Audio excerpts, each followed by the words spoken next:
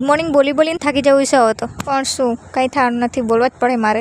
સરમાં નાઈને આવીને પગ કેટલા સુંદર હોય, પણ આખો દિવસ રખડીને કેવા કરી નાખે. આજે તો બટાકાનું શાક ખાવાનું મન થયું હતું, તો સવારમાં બટાકાનું શાક બનાવી દીધું. પછી બટાકાના રોટલા બી ખાવાનું મન થયું હતું, તો તે બી બનાવી દીધા. પછી મસ્ત ચાય ગરમ કરીને બેસી ગઈ ચાય અને રોટલો ખાવા. તેનાથી બી મારું પેટ નહીં ભરાયું, તો રોટલીને શાક ખાઈ લીધું. શાક જાતે નથી બળ્યું, મેં જ બળ્યું છે, કેમ કે આવું બહુ જ ટેસ્ટી લાગે.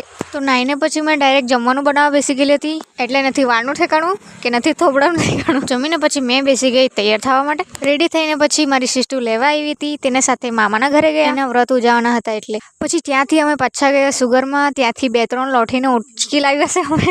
તો ત્યાં 5 છોકરી નહીં થઈ, તો એ લોકોએ મને બેસાડી દીધી. મેં બી નાલી જ છું ને રે. પછી ફટાફટ મસ્ત જમી લીધું અને આવી ગયા ઘરે. એ છોટું અહીંયા તારું નામ છોટું ને અહીંયા આવડે કઈ આવડે કઈ 10 કાન ગયું 10 તો ખાઈ ગયું.